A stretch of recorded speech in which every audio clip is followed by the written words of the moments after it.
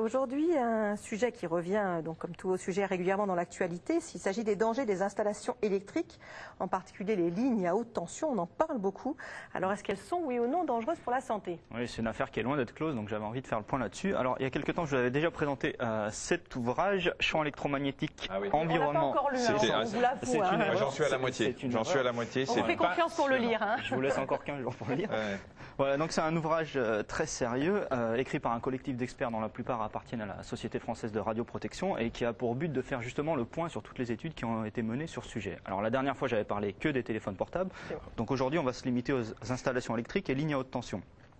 Alors bien sûr, quelques bases de science d'abord. Alors, les ondes générées par les lignes à haute tension et installations électriques, ça appartient à la grande famille des ondes électromagnétiques.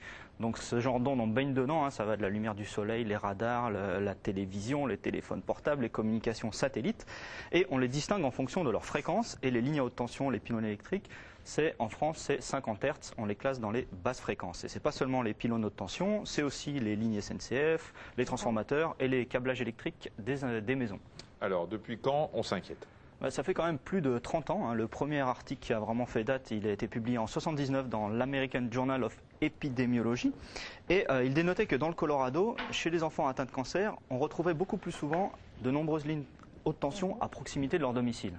Alors à partir de là, les scientifiques, bien sûr, ont commencé à mener des recherches pour savoir si ces basses fréquences, elles pouvaient avoir ou non un impact. Et là, ça se complique parce que si on parcourt la littérature scientifique jusqu'à aujourd'hui, il n'y a pas vraiment d'article très probant qui montre un effet négatif de ces ondes basse fréquence. C'est-à-dire que les chercheurs, ils ont commencé par regarder sur des cellules en culture, par exemple, si ces ondes pouvaient endommager l'ADN, si elles provoquaient la mort des cellules, ou si au contraire, elles pouvaient transformer les cellules en cellules cancéreuses, mais rien de probant. Même chose pour l'expérimentation animale. Si on expose des souris ou des rats toute leur vie à ce genre d'ondes, eh ben, ils ne développent pas forcément plus de cancer. Et chez l'humain? Alors chez l'humain, pareil, il y a eu, à partir de cette étude de 79, il y a eu de nombreuses études épidémiologiques qui ont été menées, et notamment en Amérique du Nord, en Angleterre, mais jusqu'en 2000, il n'y avait rien de probant. Aucun lien n'était montré. Mais en 2000, une méta-analyse publiée dans le British Journal of Cancer. Cette méta-analyse, on prend plein d'études. Voilà, c'est-à-dire qu'il reprenait toutes les études sur le sujet. Et là, ça faisait ressortir quand même une légère augmentation du risque de leucémie pour les enfants très exposés à ces champs électromagnétiques. Donc à partir de là, les autorités sanitaires ont réagi. Et notamment en 2002, le CIRC, le Centre international de recherche sur le cancer, a classé les champs de basse fréquence dans la catégorie 2B, ce qui signifie peut-être cancérogène pour l'homme. Mais le problème, c'est que suite à ça, les études qui ont suivi n'ont pas toutes été concordantes. C'est-à-dire que l'Organisation mondiale de la santé en 2003 a mené une étude, en 2009, l'Europe a mené une étude, et là, rien. Mais par contre, il y a quelques semaines, il y a un autre article qui a été publié toujours dans le British Journal of Cancer, qui lui confirme une légère augmentation de risque de leucémie pour les enfants habitant au plus près des lignes à haute tension.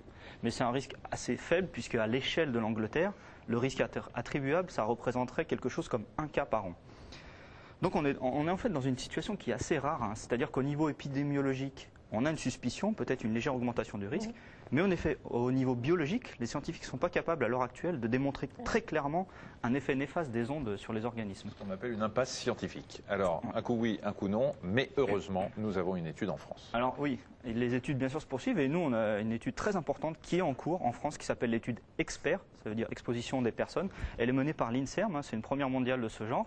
Les résultats finaux ne sont pas encore disponibles, elle est en cours, mais elle suit sur 1000 enfants et 1000 adultes. Au quotidien, ces gens-là ont accepté de porter en permanence sur eux un capteur qui, toutes les 3 secondes, mesure le champ électromagnétique autour d'eux. Et bien sûr, on leur fait remplir des questionnaires sur leurs habitudes, les installations autour d'eux. Comme ça va permettre de savoir beaucoup plus quelles sont les populations les plus à risque, quelles sont les sources d'exposition les plus importantes. Et ensuite, en fonction de ça, on pourra mener des études sur les effets sanitaires de ces ondes. Et puis, en fonction de ça, éventuellement, prendre des mesures. Alors là, on a beaucoup parlé de cancer, mais il y a de plus en plus de personnes qui se disent hypersensibles aux champs magnétiques et électriques, qu'on prend en général pour des hystériques, mais elles sont quand même là, ces personnes. Oui, ça, c'est ce qu'on appelle les électro-hypersensibles. C'est un phénomène assez récent, hein, il ne faut pas se voiler la face. C'est vrai qu'il y a beaucoup de reportages là-dessus. Les médias s'en délectent parce que on voit des gens un peu étranges qui hurlent dès qu'on approche un téléphone portable d'eux, qui partent se vivre cachés dans la forêt, ou alors qui tapissent entièrement leur habitation d'aluminium. On fait partie des médias qui se délectent. Non, on fait de l'information, pas du tout. Voilà, c'est ce qu'on voit, des gens qui tapissent d'aluminium tout leur appartement pour soi-disant bloquer les ondes. Mais c'est dramatique pour eux, mais le problème c'est quand on analyse ça de façon très rationnelle et scientifique, on s'aperçoit que ce n'est pas une maladie qui est provoquée par les ondes. C'est-à-dire que si on se réfère par exemple à une grande méta-analyse qui a été publiée en 2010 dans Bioelectromagnétisme, et qui a repris 46 études qui ont été menées sur le sujet, et bien là les conclusions sont très claires, ce ne sont pas les ondes qui provoquent ça. C'est-à-dire que si on prend ces gens-là et qu'on les met dans un environnement soit où il n'y a rien, soit où il y a un champ magnétique, ils sont absolument incapables de faire la différence. Et si on les met dans un endroit sans magnétisme et qu'ensuite on déclenche un champ magnétique, ça ne va pas forcément provoquer leurs symptômes, leurs maux de tête et autre chose. Donc, en gros, pour résumer, il faut s'en occuper, même l'OMS le dit, mais c'est psychosomatique. Oui, en fait, d'après les scientifiques, l'effet nocebo est très fort chez ces gens-là. L'effet nocebo, c'est l'inverse de l'effet placebo. C'est-à-dire que si vous attendez à ce que quelque chose va être très nocif pour vous, vous risquez d'entrer dans un cercle vicieux qui va déclencher les symptômes, même s'il n'y a pas de risque. C'est-à-dire que si par exemple on prend une installation électrique factice, un pylône électrique qui ne fonctionne pas, si on le met à proximité de ces gens, le simple fait de s'en apercevoir, ça va déclencher les symptômes. Donc effectivement, les traitements sont plutôt à chercher du côté psy. Alors, est-ce que les choses vont changer ou pas suite à toutes ces études dans notre quotidien ? Pas vraiment. Alors, suite à toutes ces études, l'Organisation mondiale de la santé a estimé que le risque n'était pas suffisamment élevé pour modifier les normes limites d'exposition auxquelles on est exposé. En France, il faut savoir qu'on a un réseau quand même extrêmement dense de lignes haute tension. Mais en mi-2010, il y a l'AFSET, l'Agence française de sécurité sanitaire, et le Sénat qui ont tous les deux émis un rapport qui estime que là encore, chez nous, il n'y a pas lieu de modifier les normes, malgré le fait qu'il y a quand même environ 350 000 personnes potentiellement exposées à ces champs forts. Donc, par contre, la seule solution qui a été prise, c'est de ne pas construire de nouvelles installations à proximité de tout ce qui est école, crèche, pour protéger les enfants par principe de précaution. Ça paraît logique. Donc, affaire à suivre, hein, mais a priori, pas de raison de paniquer outre mesure.